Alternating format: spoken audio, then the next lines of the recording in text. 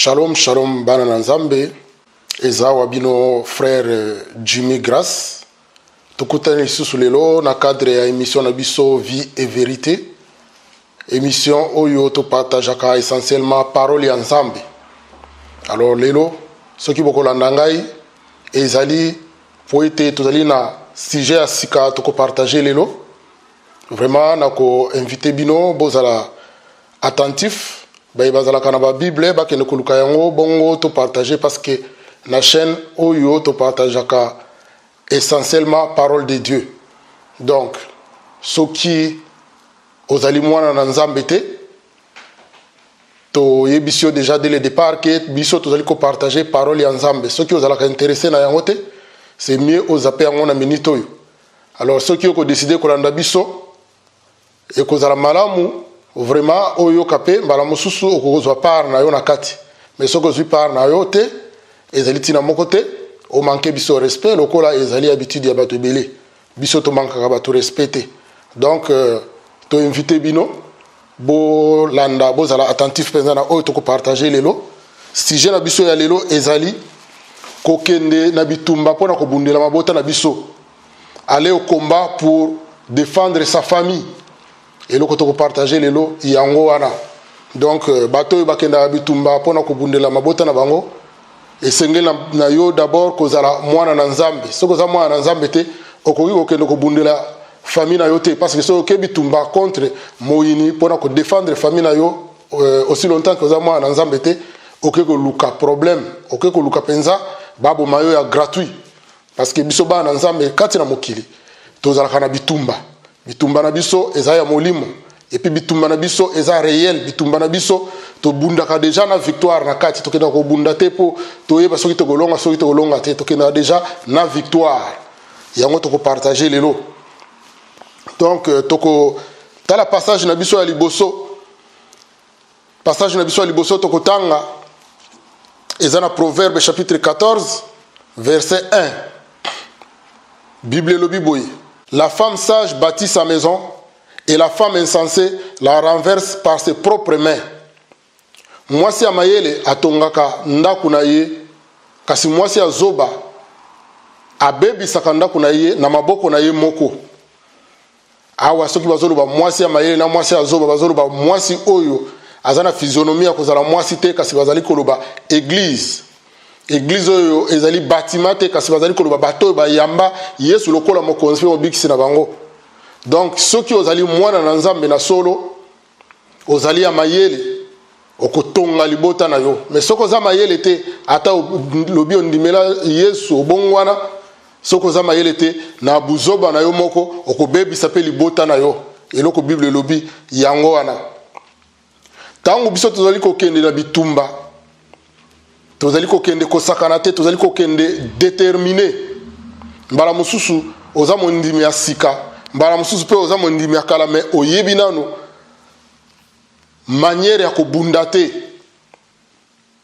yeba na mutu na yo ke tango oyo komaki mwana na Nzambe okendaki déjà ko déclarer bitumba na Satana donc oza na choix te tango okoti déjà il faut bunda soko bike ozongi sima Satana epai na ye oza traître ako récupérer yo akoki ko sala yo mabe akoki ko boma yo donc na tango yo lobi déjà que na bongo na komi mwana na Nzambe et sili okoti déjà na bitumba contre Satana il faut avancer toujours moyen ko zonga ezate soko bike ozongi okoki ko luka ba problème alors biso ba na Nzambe tozonga ka te poto ke ko bunga biso ba na Nzambe to kenda ka liboso parce que tozana kondima et puis to bundaka na kati ya victoire parce que to bundaka na Yesu Kristu ye moko passage na biso ezo l'exception biso ke sengena biso ko zala mayele po toyeba kolonga po toyeba kotonga mabota na biso c'est vrai ba mabota belé ezali ravager mabota belé ezali ravager mabota ya ba na Nzambe parce que tozali ko partager nano essentiellement parole de Dieu po na ba na Nzambe mutu alobi ayebi Yesu mutu alobi ayebi Nzambe asambela kame ce que azotala famille na ye ezali penza désolation donc moyini akota apanza mais ye ayebi ko arracher angote ayebi ko bundela libota te awa tozali ko partager parole oyo parce que to moni penza na kati na mabota na biso ba na Nzambe partout bisike belé na mokili et belé penza bazana ba problème sérieux ba problème oyo penza oyo esengeli ke okoki kokanga misu te il faut ka kotelema po obunda mabote belé so to bokomona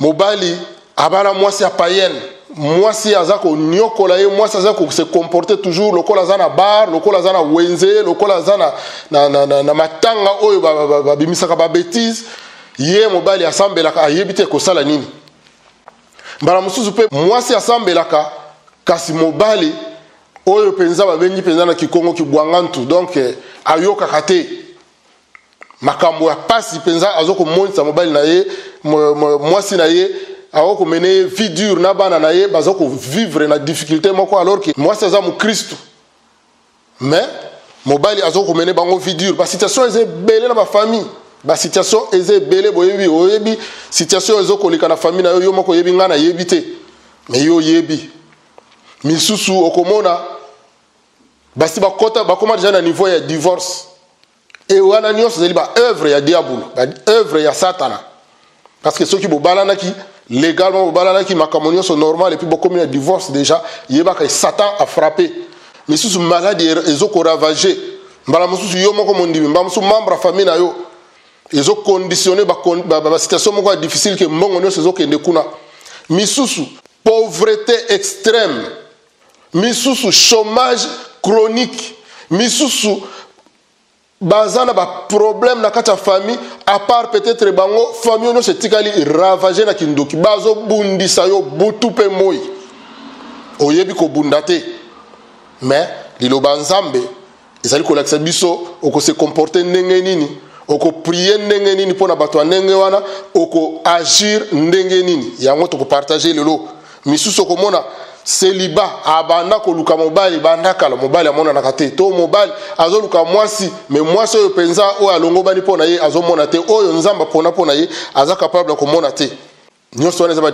ba situation difficile oyo ba te belé bazo ko kuta na kati ya mokili surtout ba chrétien yango to ko partager lelo total nzambe azali ko lobana biso nini mais biso tozali ba na nzambe esengeli tozala ba femme sage parce que awa tango tozali ko ba femme tozali ko ba mwasi oyo na nzoto te kasi tozali ko ba l'église to mondimi oyo azali sage oyo ayebi ko bundela libota na ye oyo azama yele oyo akoki ko défendre famille na ye comme il faut esengeli avant tout okende ko bunda esengeli to se débarrasser na makambo mibale ezali très important ce qui oyebi ko se débarrasser na makambo mibale wana te okokende bitumba déjà na échec et loko liboso esengeli to bunda na yango ezali kobanga to longola kobanga soki olongoli kobanga te ndeko okolekisa lere longola kobanga tango za kokende kobunda oke kobunda yo moko te oke kobunda na Yesu Kristu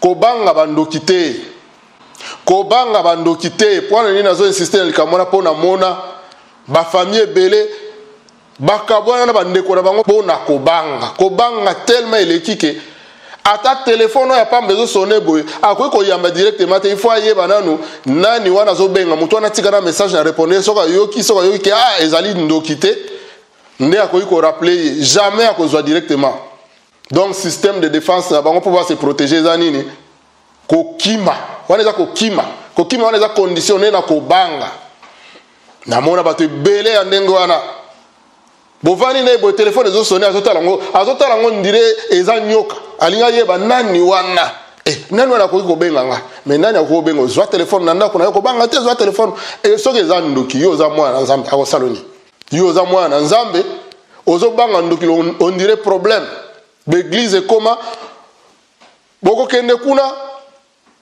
bozana 2 heures du temps ya culte 1h30 bazali ko loba bazali ko teya sur bandoki bazali ko teya sur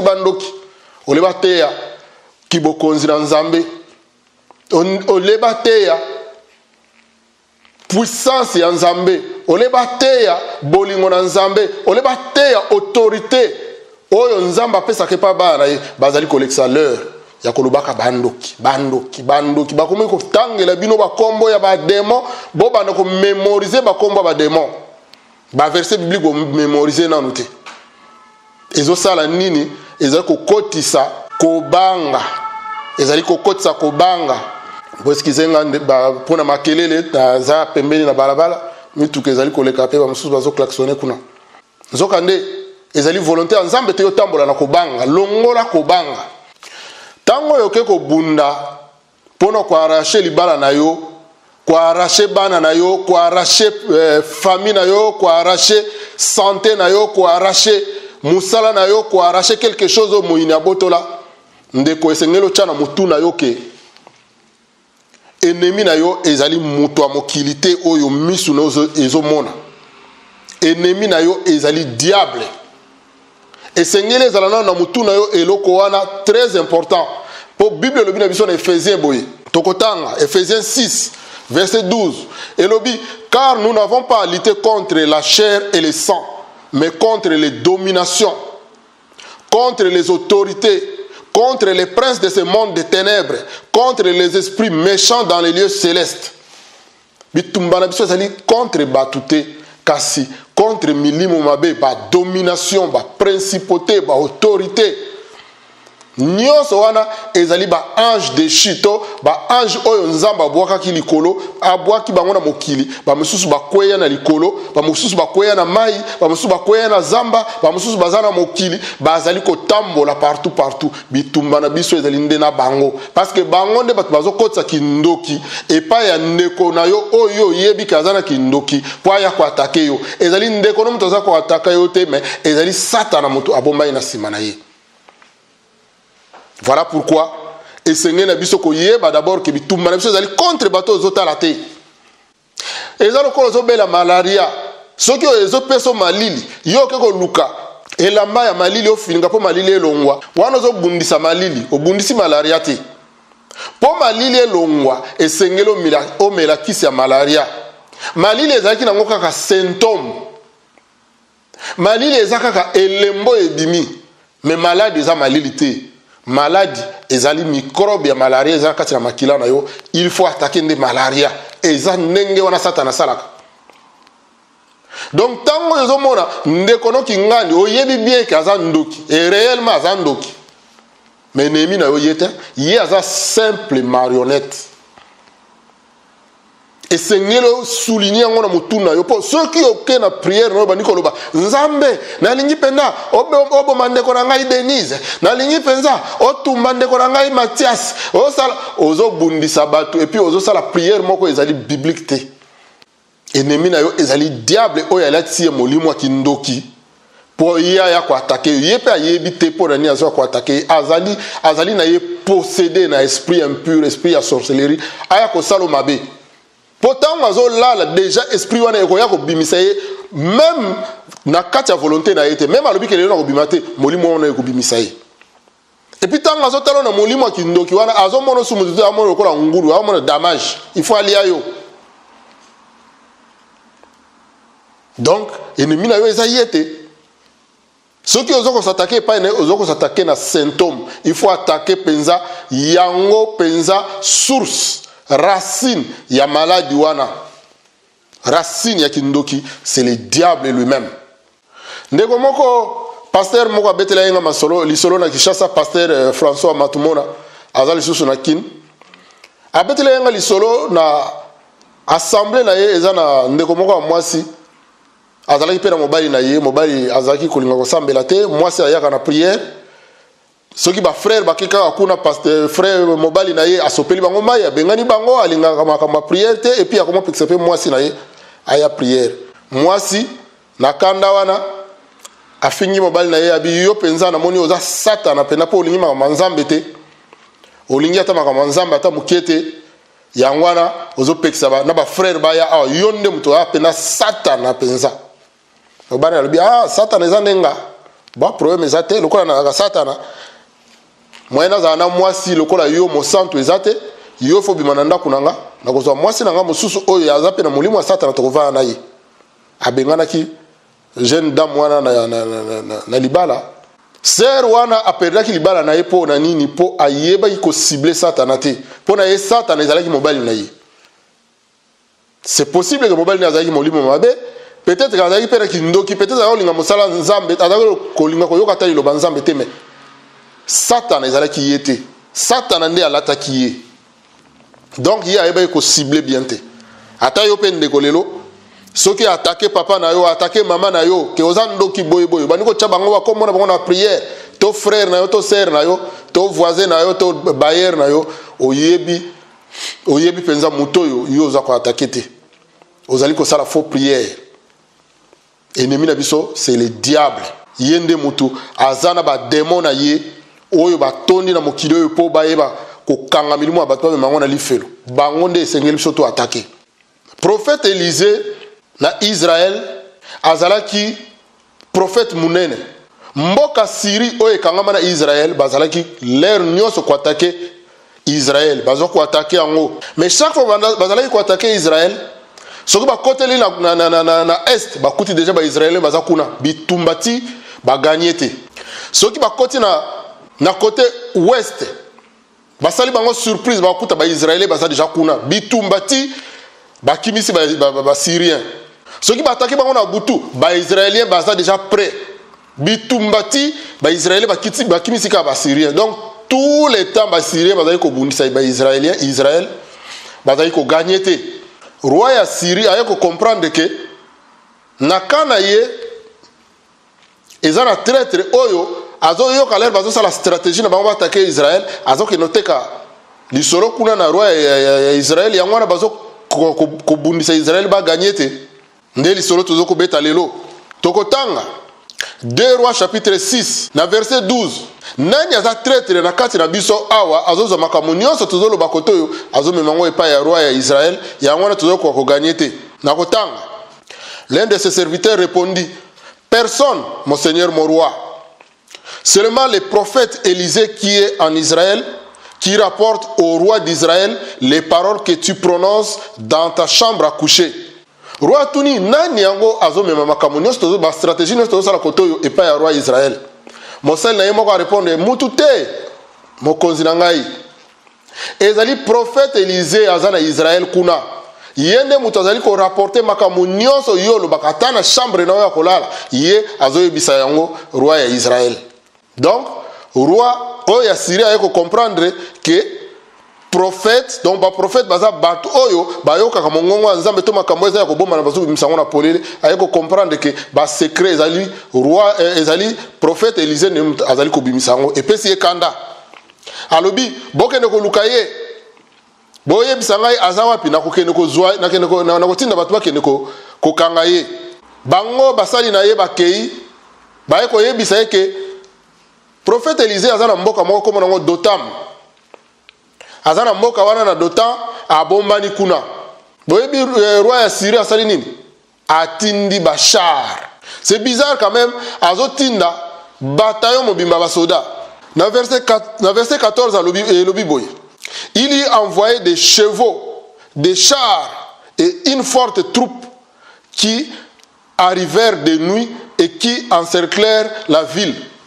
Atindi ba chevaux na ba char na troupe mobimba ya ba soda po ba ke no kaka mutu moko prophète mutu moko kaka donc azali ko terroriser roi ya Israël. Donc tango yo zoka bitumba wana na expliquer yo eloko moko tango yo zoka bitumba wana mbala mususu nzamba ko la kiso kingandi aye ko attaquer yo mutu mo ndoki ayaka ye moko te ndoki l'air oyo yo osali eloko esepelisi te akeko funda yo na réunion ya bandoki. Réunion bandoki bangone soki bazalaki 200 bakosangana tous ces 200 là bangone baya obundisa yo bayaka bango moko te ndoki ayaka bitumba ye moko te pona kolakisa ke ndoki a petit joueur il faut que nos équipes monene baya kobundisa yo. Tu t'imagines yo mutu moko osali prière olali na yo bandoki baye 200 500 batelemi libanda wana bazuka bakota projet na bango beza ba boma baye ko sakana te. Donc yo mutu moko déjà obangisaka bango na tango yo zo banga zo comprendre te que yo nde mutu obangisaka bango bake no zwa ba magicien bake zo ba marabout bake zo ba féticheur banganga basangani na bandoki bango nyonso baye nga c'est comment déjà nzamba fongolinga misuna mona bango bayaka salité neti bato maboma misusu balati mangwanda salité andengwana. Donc roi ya Syrie atindi bataillon mobimba bakene kokanga kaka prophète moko. Prophète azobangisa ye muto aza même pas na arme na maboko na ye parce que aza na nzambe. Parce que aza na nzambe. Esika ya vandi gloire nzambe kiti. Puissance nzambe vandi wana. Est-ce que ba ange bakoza ngesika ndengwana? Ba ange nzambe bakoza la wana mais baza invisible. Au moins ennemi a poussé ni tia komi pembe na yo. Bazo zela kaka ameka. Akosala pe eloko te. Tango bato wana ba yeba komi na butu ba encercler ville. Ya Dotan wana esika prophète Élisée azalaki. Serviteur ya Élisée ala mwaka na butu boye soki akeneki toilette soki akeneki kosala nini afongola misu boye. Troupe ba soda est encerclé déjà mboka. Troupe ya mobimba. Abandi ko trembler mbala moko. Kolenge koti mbala moko andengo ana ye. Mais prophète avandi ne calme. Azobanga tate. Ayebisi serviteur na kobanga te. Ba oyo bazana biso. Bazali na plus grand nombre koleka. Ba oyo bazali banda. 2 Rois chapitre 6 verset 17. Pria en disant, Éternel, ouvre ses yeux, je t'en prie, pour qu'il voie. L'Éternel ouvrit les yeux du jeune serviteur qui vit ceci. La montagne pleine de chevaux et de chars de feu autour d'Élysée. Élysée a semblé la binzambe fongola emiswa mona. Azobanga pamba. Nzamba fongoli miswa mosali ya Élysée amoni montagne ngomba mobimbe tondi na ba chevaux na ba chars et entouré siko Élysée. Protection oyo ezalaki pembe na Élysée. Yango Élysée azaki na sécurité azobanga te.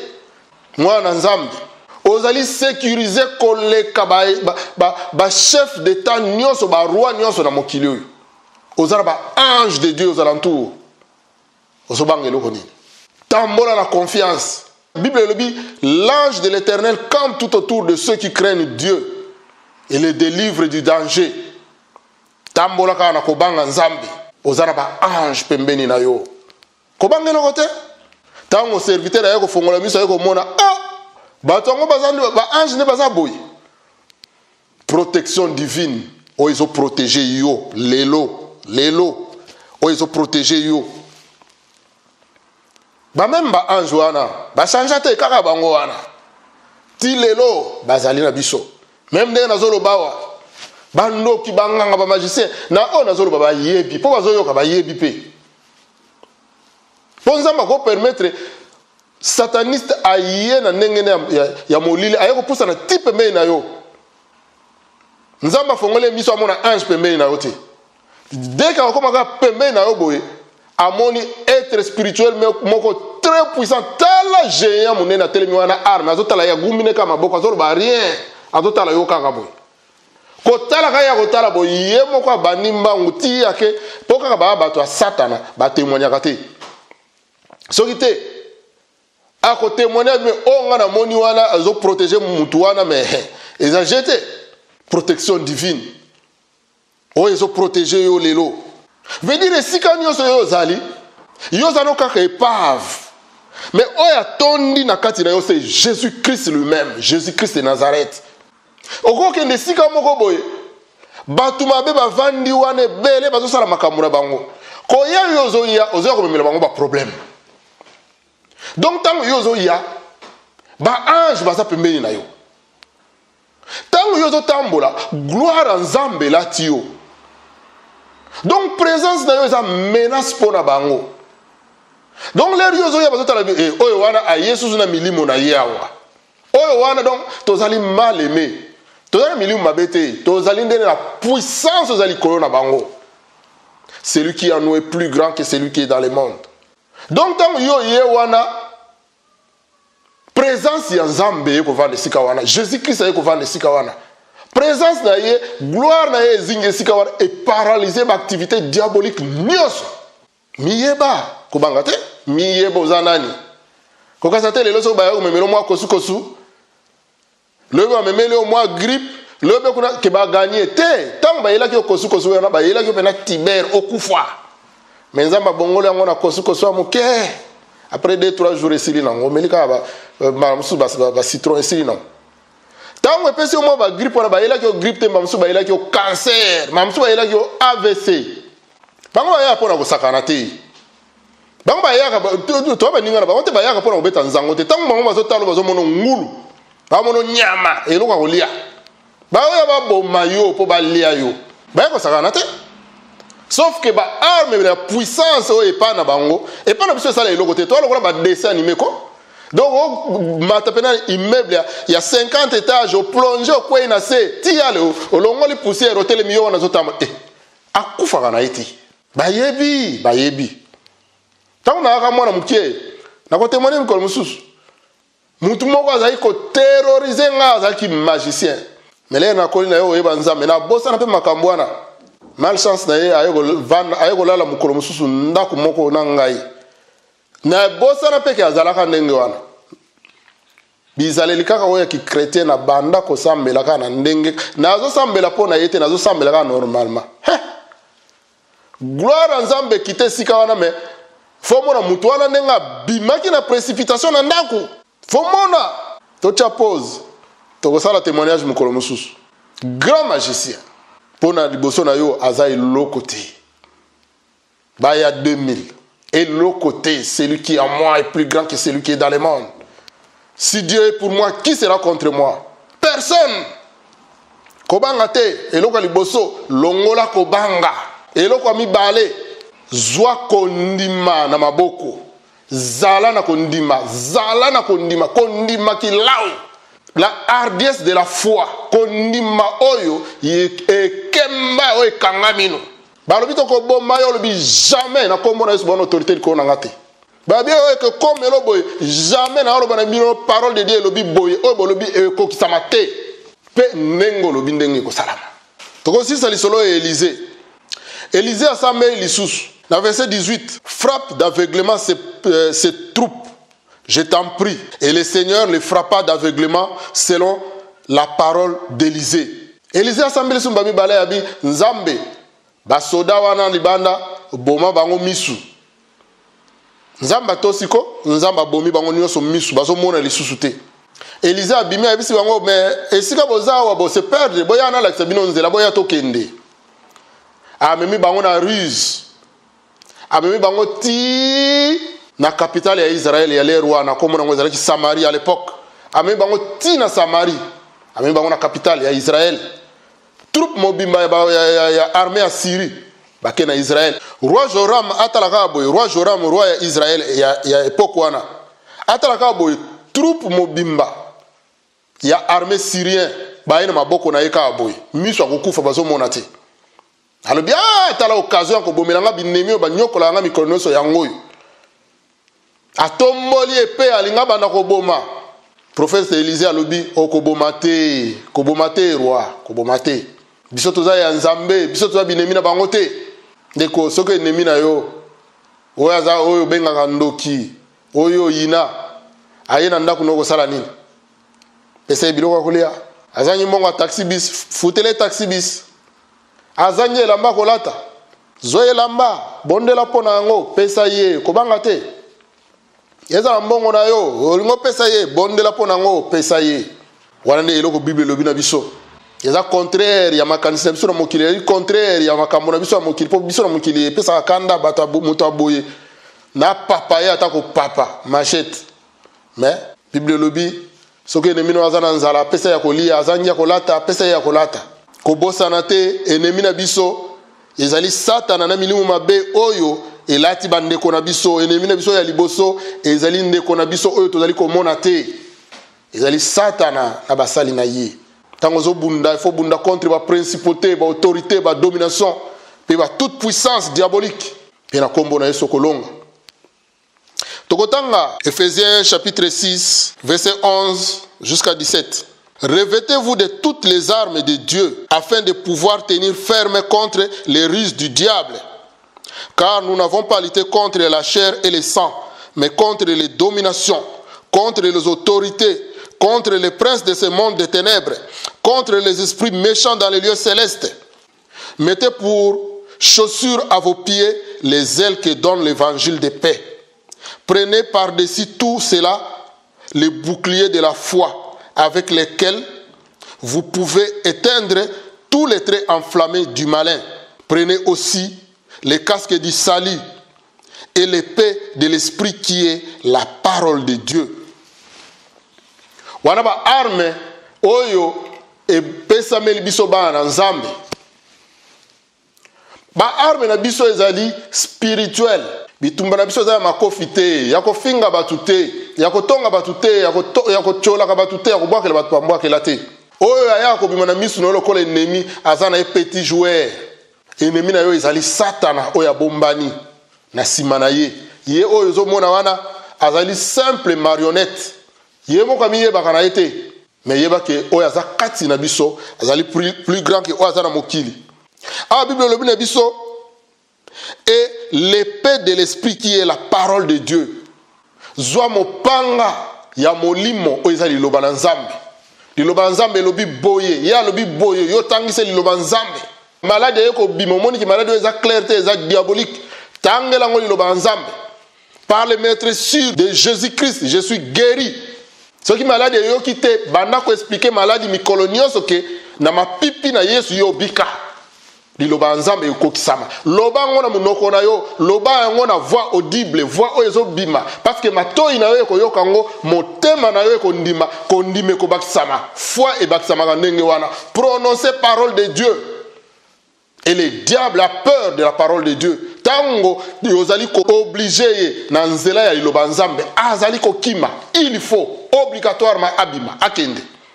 Olobi na maladi nazo obligé yo okauka na kombo na Yesu. Ozana esika na ndako na ngate, ozana esika na nzoto na ngate, ozana esika na famille na ngate. Malade ezokende. Pauvreté bima na kombo na Yesu.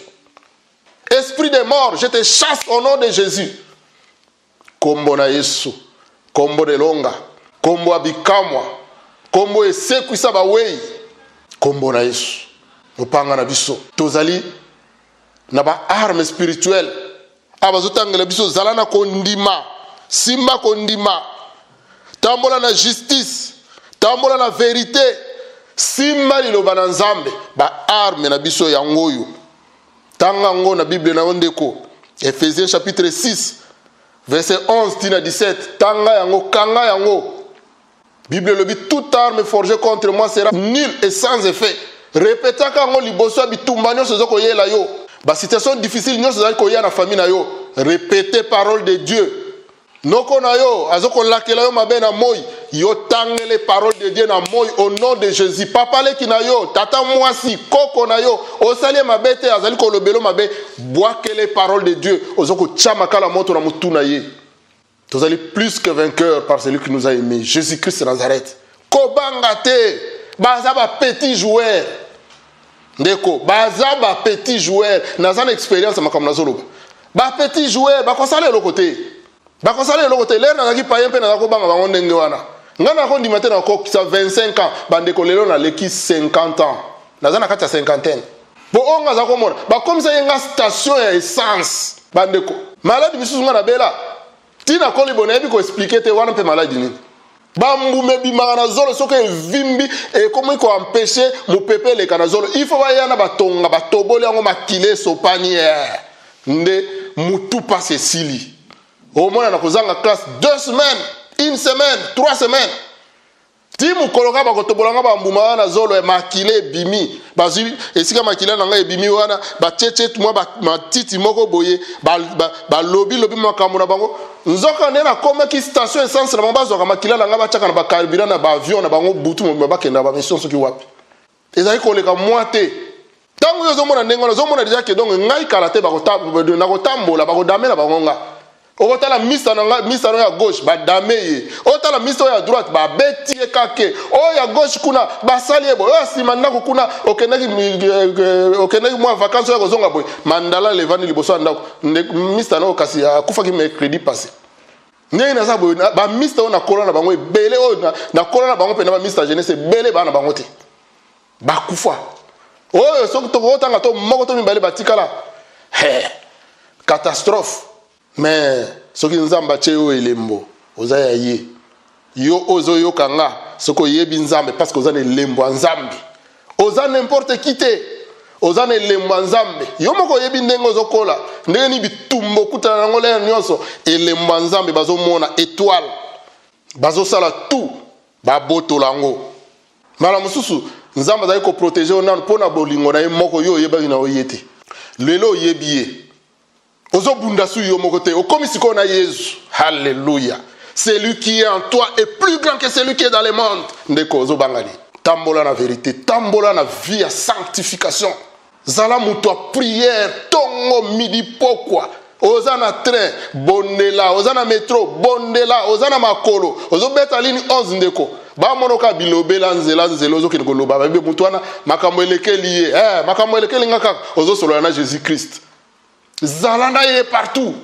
naza koloba na yo bino religion te religion bazelaka dimanche bake kosambela kuna epai bamesana na batima wana naza koloba na bino wana te nazoloba nga aza religieux te nga naza chrétien enfant de Dieu naza na Yesu na kati na ngai et partout et tous les jours esika nyonso nazotambola na Jésus Christ ye moko c'est-à-dire epai ye atambolaka gloire nzambe ezokita wana ezoparalyse misala mabe ata na mosala okomi boye olobi nazo soumettre compagnie na ngayo sous la seigneurie et l'autorité du Dieu vivant lelo au nom de Jésus aussi longtemps que naza na kati makolo na ngayo za na kati gloire nzambe kita na kati ya compagnie oyo soki bandoki pe baza wana jour musu ba ko repérer ka wala non makambo na biso simba souste il y a quelque chose ba ko luko ba kuta na yo ba ka sala pe lokote na kuta na pe na situation ndenge wana mukolo nzambe ya ko permettre to ko partager toujours ko banga te oza sur n'importe qui te okomi arme de destruction massive na kaya diable okoti na kana bango donc o exploser makambo nyonso biloko makambo nyonso bebiko présence na yo kaka présence na yo ezo représenter souveraineté ya nzambe ekiti esika wana miyeba ndeko miyeba kozala chrétien zanani yeba Yesu luka oyeba Yesu azanani. Alléluia. Tokotanga, Romains 8, verset 31, Bible lobi na biso, si Dieu est pour nous, qui sera contre nous? Ce qui nous a pona biso, nani akoyi kozala contre biso? Nani akoyi kozala contre nga penza? Na mona magicien azo pakata mbango azo kimanga. O azali ko attaquer nga. Na mona bandoke ba comme ça nga station essence ba ya kozala carburant na bango mikolonios. Na mona bango ko pakata mbango. Misusu ba décider ki ba yaka na ndako na nga ba koma basi na nga ya butu mikolonios tango na zwaki liloba nzambe na kitisa ngwa na zwipe bango pa la fois na kitisi bango wana nefsi nzambe me yoso kipe na dossier oyo nzambe muto yo butu pe moyo aza liboso na ngai butu pe moyo aza ko koluka bomo ina ngai yoso kipe na ye abongwana soko abongwani te azwa kimia te ba misusu bazwa malchance bazwa frappe oyo kuto soko na beti masolo awa donc et comme na masusu 1 Jean 4:4 vous petits enfants vous êtes des dieux et vous les avez vaincus parce que celui qui est en vous est plus grand que celui qui est dans le monde. Oh binobana na ngai bozali ya ngai bozali ya nzambe bosi bolongi bango parce que o za kati na bino aza plus fort plus puissant que o azali ko donora muki tozali ya nzambe ko banga te kende ko bunda pona libota na yo telema banda lelo boya maladi wana ekanga yo ya libela bando kwena bazo yero na gauche na droite bango nyos zwaka bakomona bango kitisa wana mikolo nyos yebisa nzambe décortiquer bakombo mikolo nyos so nzambe l'action bango okotika bango kimiate oke bitumba te ba arme yango ba l'action déjà dans Ephésiens 6 banda bitumba mwana na nzambe na mokili oyo azali combattant jusqu'à la mort.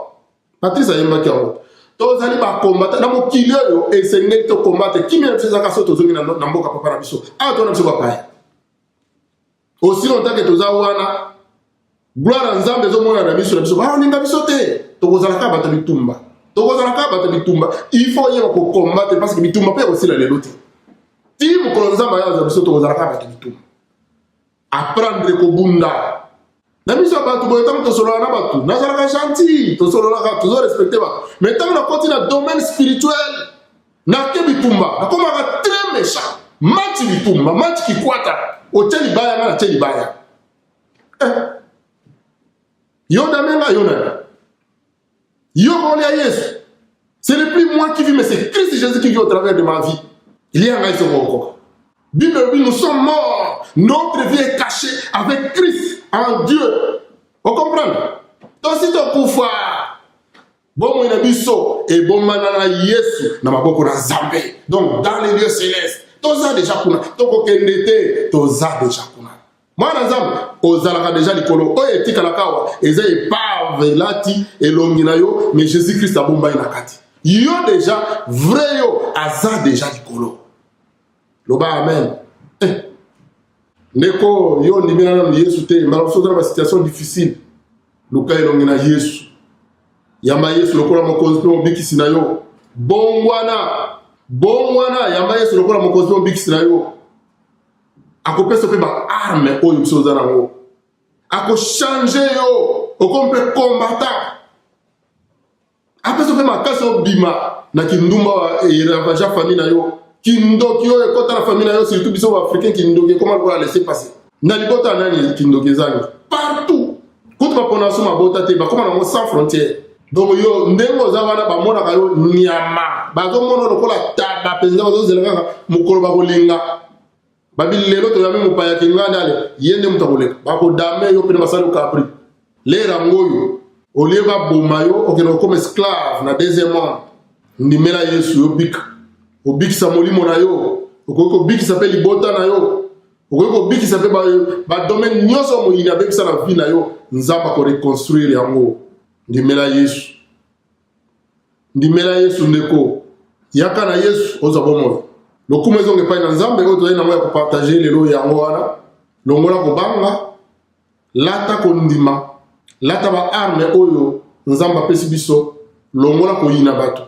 Et avancer. Ndimela Yesu yo oyo ndimela na Yesu te. Okobikisa pe molimo na yo. Lokumu nkembo masavile zonge pa na Jésus Christ oyo abenga biso, oyo pesa biso bomo, oyo pesa biso bokonzi. Ya kotambola likolo na moyini. J'espère que message oyo ekosauver milimo na bino, ki m'aide na mabota na bino, soki oyebi Nzambe te, lukelo na Nzambe obika. Que la gloire, l'honneur, la louange, la puissance et la magnificence reviennent à Jésus-Christ de Nazareth. Et tokutana na balasima. Na kombo na Yesu. Bye bye. Il y a plusieurs demeures dans la maison de mon Père. Si cela n'était pas, je vous l'aurais dit. Je vais vous préparer une place. Et lorsque je m'en serai allé et que je vous aurai préparé une place, je reviendrai et je vous prendrai avec moi, afin que là où je suis, vous y soyez aussi. Vous savez où je vais et vous en savez le chemin. Je suis le chemin, la vérité et la vie. Nul ne vient au Père que par moi. Si vous me connaissiez, vous connaîtriez aussi mon Père, et dès maintenant vous le connaissez, et vous l'avez vu. Il y a si longtemps que je suis avec vous. Celui qui m'a vu a vu le Père. Les paroles que je vous dis, je ne les dis pas de moi-même, et le Père qui demeure en moi, c'est lui qui fait les œuvres. Croyez-moi, je suis dans le Père, et le Père est en moi. Tout pouvoir m'a été donné dans le ciel et sur la terre. Abraham, votre père, a tressailli de joie de ce qu'il verrait mon jour. Il l'a vu, et il s'est réjoui. Et je vous le dis, avant qu'Abraham fût, je suis. Allez par tout le monde et prêchez la bonne nouvelle à toute la création. Celui qui croira et qui sera baptisé sera sauvé, mais celui qui ne croira pas sera condamné. Si tu confesses de ta bouche le Seigneur Jésus, et si tu crois dans ton cœur que Dieu l'a ressuscité des morts, tu seras sauvé. Je m'étonne que vous vous détourniez si promptement de celui qui vous a appelé par la grâce de Christ pour passer à un autre évangile. Non pas qu'il y ait un autre évangile, mais il y a des gens qui vous troublent et qui veulent renverser l'évangile de Christ. Mais quand nous-mêmes, quand un ange du ciel annoncerait un autre évangile que celui que nous vous avons prêché, qu'il soit anathème. Tout pouvoir m'a été donné dans le ciel et sur la terre. Et je vous le dis, avant qu'Abraham fût, je suis. Je suis l'alpha et l'oméga, le premier et le dernier, le commencement et la fin. Nul ne vient au Père que par moi. Que la grâce du Seigneur Jésus soit avec tous.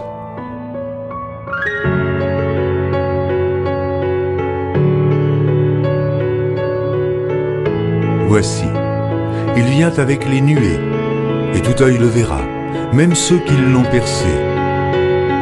Et toutes les tribus de la terre se lamenteront à cause de lui. Oui. Amen. Je suis l'alpha et l'oméga, dit le Seigneur Dieu, celui qui est, qui était et qui vient, le Tout-Puissant.